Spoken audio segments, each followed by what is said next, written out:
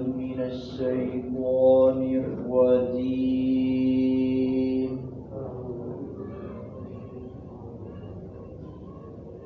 بسم الله الرحمن الرحيم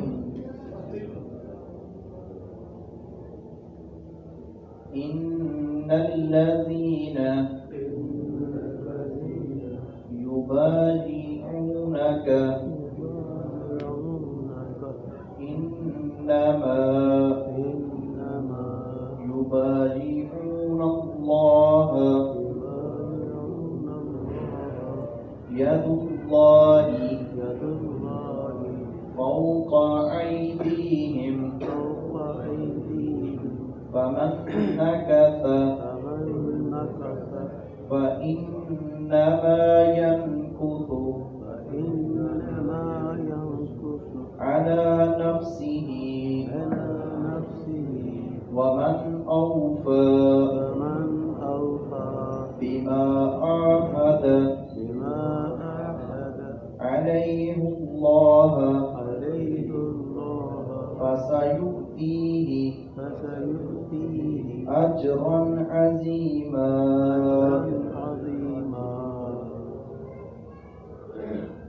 اس آیت مبارکہ میں بیعت کا تذکرہ ہے. بیعت رضوان، وہ بیعت جو حدیبیہ کے موقع پر، حدیبیہ کے مقام پر 1400 کے قریب، بعض روایات میں آتا ہے 1500 کے قریب صحابہ کرام تھے جنہوں نے رسول اللہ صلی اللہ علیہ وسلم کے ہاتھ پر ہاتھ رکھ کر بیعت کی تھی کہ ہم حضرت عثمان کا قصاص اور بدلہ لیے بغیر نہیں جائیں گے، ہم اپنے حقوق جو ہے وہ لے کر رہیں گے، چھین کر رہیں گے. حضرت عثمان رضی اللہ تعالی عنہ کا ہاتھ بھی نبی، کیونکہ یہ افواہ تھی تو آپ نے اپنا دوسرا ہاتھ بھی صحابہ کرام کے ہاتھ کے اوپر ہاتھ رکھ کر فرمایا یہ عثمان کی طرف سے بیعت ہے. اور اس بیعت کو، یہ اتنی بابرکت بیعت تھی. بیعت ہوتی ہے ایک عہد، ایک وعدہ، جان جاتی ہے تو چلی جائے، ہم اپنے وعدے سے پھریں گے نہیں، ٹلیں گے نہیں. جو وعدہ کر لیا ہے، جو عہد کر لیا ہے اس کو نبھائیں گے. تو یہ بیعت رضوان، اس بیعت کو اللہ رب العزت نے فرمایا کہ تم نے ایمان والو جو تم نے رسول کی بیعت کی ہے، یہ در حقیقت میں رب کی بیعت کی ہے. ان ہاتھوں کے اوپر میں رب کا ہاتھ ہے، اللہ رب العزت کا ہاتھ ہے، لیکن ہم اس کی تمثیل نہیں دے سکتے، اس کی مثال بیان نہیں کر سکتے، اس کی تشبیہ دے نہیں سکتے. کیسا ہے، کس طرح ہے، جو اللہ نے یہاں فرما دیا کہ ان سب کے اوپر میں رب کا ہاتھ ہے. تو یہ اپنا یہ کیسی کیفیت ہے یہ اللہ جانتا ہے، بس ہم نے تسلیم کرنا ہے. کیوں؟ جیسے اللہ کی شایان شان ہے، ہم اس کی کیفیت وغیرہ بیان نہیں کر سکتے. کئی ایسی چیزیں ہیں جو اللہ رب العزت کی ذات کے بارے میں ہے.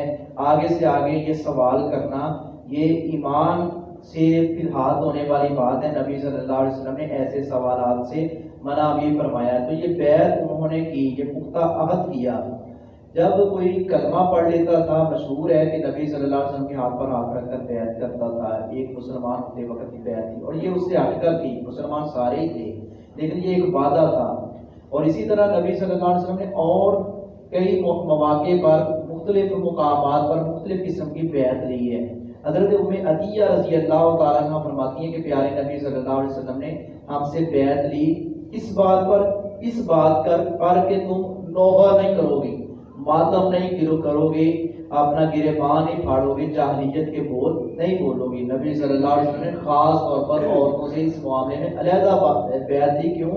عورتوں کے اندر یہ واویلا، یہ رونا پیٹنا زیادہ ہوتا ہے. تو یہ مختلف قسم کی بیعت تھی جو نبی صلی اللہ علیہ وسلم نے مختلف مقام پر لی ہے. آج نبی صلی اللہ علیہ وسلم کے بعد کسی امتی کے ہاتھ پر ہم بیعت نہیں کریں گے. بیعت صرف نبی کی تھی اور نبی صلی اللہ علیہ وسلم اب موجود نہیں ہے کہ ہم نے آپ کے ہاتھ پر ہاتھ رکھا تو بیعت ہی کی. لیکن یہ جو ایک عہد ہے، ایک وعدہ ہے، وہ ہم نبھا رہے ہیں جو رسول اللہ صلی اللہ علیہ وسلم نے امت کے ساتھ کیا ہے کہ تم میری اطاعت کرو گے. خود اللہ رب العزت نے فرما دیا کہ جو میرے رسول کی اطاعت کرے گا اس کو اللہ رب العزت کامیابی سے، کامرانی سے نوازے گا. تو نبی صلی اللہ علیہ وسلم تو عجیب بات ہے کہ لوگ حاضر ناظر بھی سمجھتے ہیں، پھر بیعت کبھی کسی سرکار کی، کبھی کسی سرکار کی، کبھی کسی سرکار کی، پھر سرکاریں بھی ایسی ہیں جن کو دین کی ابجد سے، جن کی دین کی بنیادی معلومات بھی نہیں ہیں۔ مولانا عبداللہ نثار صاحب فرماتے ہیں، کہتے ہیں مجھے ایک بندے نے پوچھا تساں بھی کسی دی بیعت کی تھی؟ کہتے ہاں کی تھی۔ کہتے کدی کی تھی؟ کہتے میں کہا مدینے والی سرکار دی۔ وہ بندہ کو حیران ہوئے، کہتا وہ تو انہوں نے سارے نے کی تھی۔ کہتے پھر تمہیں صبر نہیں آیا؟ نبی کے ہوتے ہوئے نبی کی بیعت کے اوپر کسی کی بیعت کیوں؟ جب ہم نے مان لیا کہ ہم نے کلمہ پڑھا ہے، ہم پیارے نبی صلی اللہ علیہ وسلم کے امتی ہیں، پھر بات کسی دوسرے تیسرے کی کیوں؟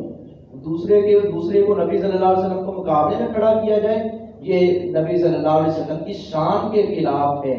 نبی اکرم صلی اللہ علیہ وسلم کی بات آ گئی، جب آپ کی بیعت کر لی، جب آپ سے عہد کر لیا، جب کلمہ پڑھے، یہ کلمہ ہی بہت بڑی بیعت ہے، تو پھر امتی کے اقوال کو ترجیح دینا اور نبی کے برابر لا کر امتی کو کھڑا کرنا، جس طرح ذات کے اعتبار سے کھڑا کرنا جرم ہے، اسی طرح بات کے اعتبار سے کسی دوسرے کو کھڑا کرنا بھی یہ جرم ہے۔ تو اللہ رب العزت نے فرما دیا جنہوں نے بیعت کی، وعدہ نبھایا، ان کی عظمت بیان کی، اور جنہوں نے وعدہ توڑا ان کے بارے میں فرمایا کہ انہوں نے خود اپنی جانوں پر ظلم کیا ہے۔ ان الذین، بلا شبہ وہ لوگ جو یبایعونک بیعت کرتے ہیں آپ سے، انما بس یبایعون، وہ بیعت کرتے ہیں اللہ کی۔